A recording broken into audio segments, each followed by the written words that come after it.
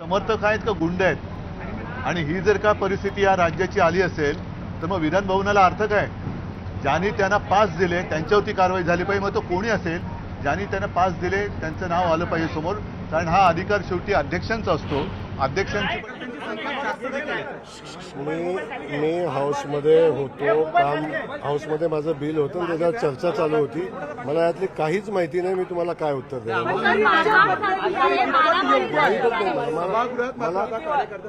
मला माहिती घेऊ द्या. मी माहिती घेतल्यानंतर याच्यावर अरे मला माहिती तर घेऊ द्या. मी हाऊसमध्ये काम करत होतो. समर्थक आहेत का गुंड आहेत? आणि ही जर का परिस्थिती या राज्याची आली असेल तर मग विधान भवनाला अर्थ काय?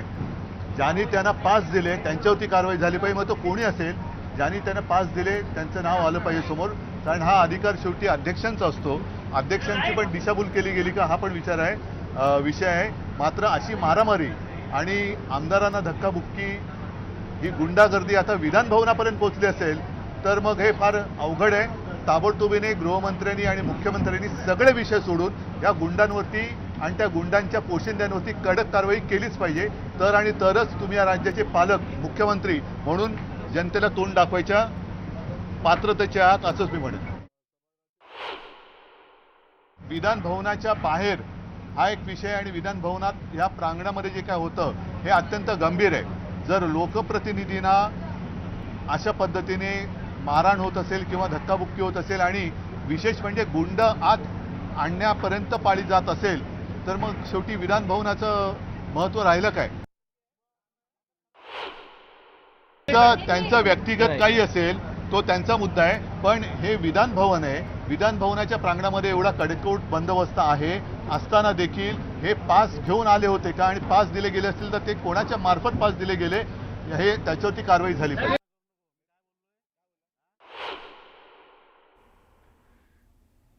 तर उद्धव ठाकरेंनी प्रश्न उपस्थित केला आहे, गुंड आहेत की समर्थक, असा सवाल त्यांनी उपस्थित केला आणि ज्यांनी पास दिले या कार्यकर्त्यांना त्यांच्यावर कारवाई झाली पाहिजे अशी मागणी उद्धव ठाकरेंनी केली आहे. आणि हा जो राडा झालाय, हाणामारी झालेली आहे लॉबीमध्ये, त्याविषयीचा मुद्दा हा सभागृहामध्ये सुद्धा उपस्थित करण्यात आलाय. तर त्याच्यामध्ये जितेंद्र आव्हाड यांनी एक गंभीर स्वरूपाचा आरोप केला आहे. आपल्यावरच हल्ला करण्यासाठी ते कार्यकर्ते आले होते, पण चुकून आपण दुसरीकडे गेलो आणि त्याच्यानंतर आपल्या कार्यकर्त्यांवर हल्ला करण्यात आला, असा आरोप इथं जितेंद्र आव्हाड करताना दिसून येत आहे. तर दुसरीकडे अध्यक्षांनी आपण याविषयी माहिती मिळवू आणि कारवाई करू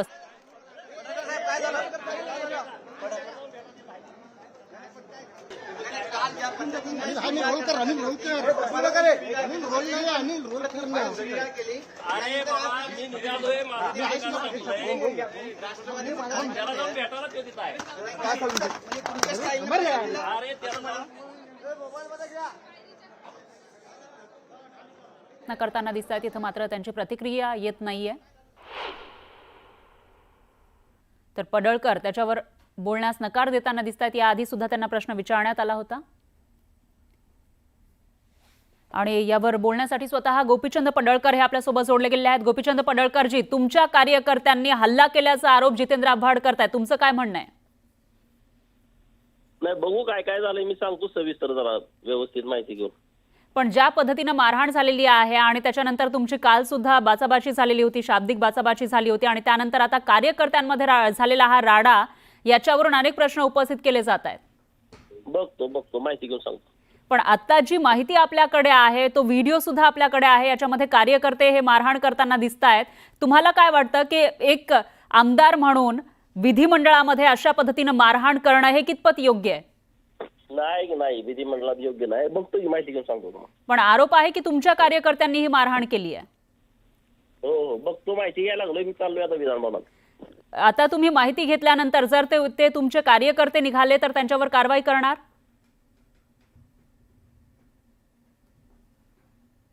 पडळकर यांनी आता सुद्धा उत्तर देण्यास एक प्रकारे नकार दिल्याचं आपल्याला पाहायला मिळतंय. तर बघतो असं ते म्हणतायत. त्यामुळं जो प्रश्न विचारला जातोय महाराष्ट्रभरामध्ये त्याचं उत्तर पडळकर सध्या तरी देताना दिसत नाही. आपल्या प्रतिनिधींनी त्यांना प्रश्न विचारण्याचा प्रयत्न केला होता, मात्र आपण माहिती घेतो असं ते म्हणताना दिसत आहेत. तर दुसरीकडे आरोप मात्र गंभीर स्वरूपाचे आहेत.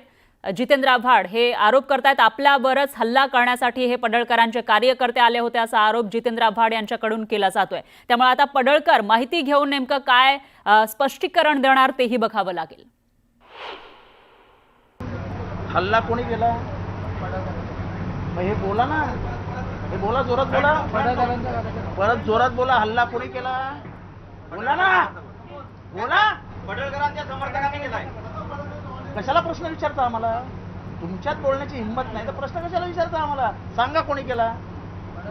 जोरात बोला। बस झालं, अख्ख्या महाराष्ट्राला समजलं कोणी हल्ला केला।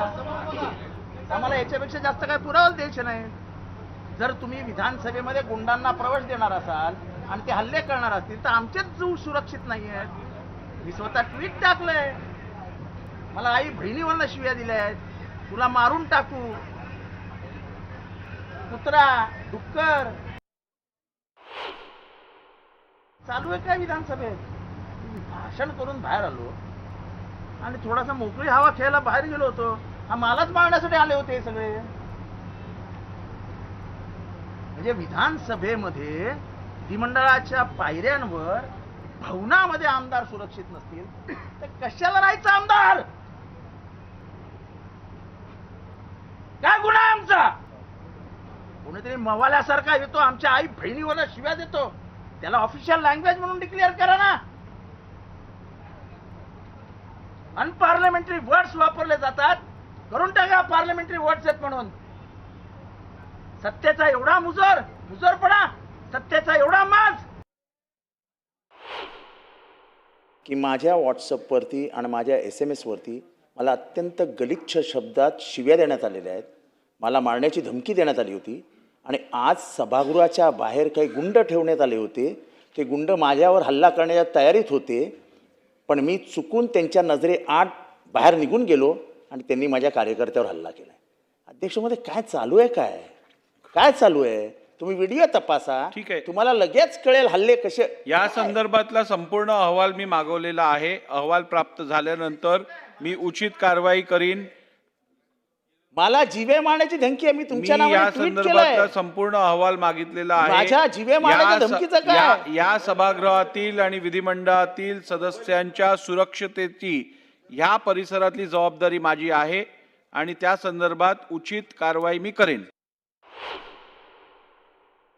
बघा, मी तुम्हाला सांगितलं की महाराष्ट्राच्या राजकारणामध्ये आम्ही निवडणुका असेल किंवा विधानसभेमध्ये आरोप प्रत्यारोप असेल, या आखरी लोकशाहीमध्ये या पद्धतीची ह्या व्यवस्था असतात। पण सभागृहाच्या बाहेर निघाल्यानंतर आम्ही एकत्रित वागत होतो, ही परंपरा नेहमी राहिलेली आहे। पण आता अलीकडे हा जो प्रकार आपण पाहतो आहे, हा प्रकार चुकीचा आहे आणि याला मुख्यमंत्री आणि विधानसभा अध्यक्ष आणि विधान परिषद सभापती यांनी तातडीनं या सगळ्या प्रकरणाला थांबवलं पाहिजे। जी महाराष्ट्राची प्रथा आणि परंपरा जी आहे आणि उज्ज्वल परंपरा राहिलेली आहे, या परंपरेला ज्या पद्धतीनं छेद दिला जातो असेल, काय कारवाई करणार आहेत? की नेमकं हे कोण आलेत आणि हे एवढं काय झालं की जेणेकरून मारहाण करण्याचं काम? तर हा ठरलेला षडयंत्र आहे का? कोणी कोणाला उकसवलं, हा कोणी केला, हा दुय्यम मुद्दा आहे। पण या पायऱ्यांवरती जिकडे विधिमंडळाचे माननीय आमदारांना पण अनेक वेळा बसू देत नाही, जमा करू दिलं जात नाही, अशा वेळी जर या गोष्टी होत असेल तर हे दुर्दैवी आहे आणि म्हणून ह्याची चौकशी व्हायला पाहिजे आणि जे काय वस्तुस्थिती ती लोकांसमोर यायला पाहिजे। अन्यथा उद्या या विषयावरती पण देखील सभागृहामध्ये आम्ही आवाज उठवल्याशिवाय राहणार। एक अहवाल दिला होता अध्यक्षांना पोलिसांनी की अशा प्रकारे म्हणजे आमदार आणि पीएन व्यतिरिक्त कार्यकर्ते विधान भवनात येतात। ही वस्तुस्थिती पण आहे की अनेक आमदार विदाऊट पास देखील आणण्याचं काम करतात। अनेक वेळा तिकडे दादागिरी केली जाते, अनेक वेळा तिकडे असलेले मुख्य जे असलेले